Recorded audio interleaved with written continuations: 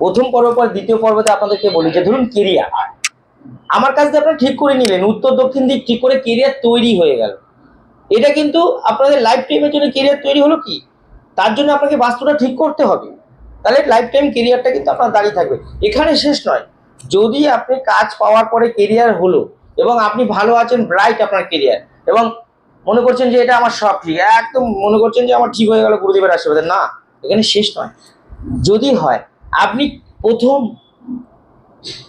যখন কেরিয়ার আপনার দাঁড়াবে সেই সময় কিছু টাকা পয়সা হাতে নিয়ে গঙ্গা, যেখানে গঙ্গা দেবী মানে গঙ্গা বিরাজমান, দেখবেন অনেক মন্দির ফন্দির থাকেন, সেখানে যাবেন, সেখানে দেখবেন অনেক গরিব দুঃখী ভিখারি কাঙালরা থাকে, তাদের খাবার দেবেন, কিছু দান করবেন, এবং গঙ্গায় স্নান করে গঙ্গার জল তুলে নিয়ে এসে বাড়ির ঈশান করে একটা পাত্রের মধ্যে করে রেখে দেবেন। দেখবেন আপনার কেরিয়ার কখনো পিছন ঘুরে দেখতে হবে না, কেরিয়ার আপনার আগাতে থাকবে এবং আপনার নাম ডাক হবে চতুর্দিকে, এবং আপনাকে 10 জন চিনবে। চ্যালেঞ্জ করে বলছি, করে দেখুন।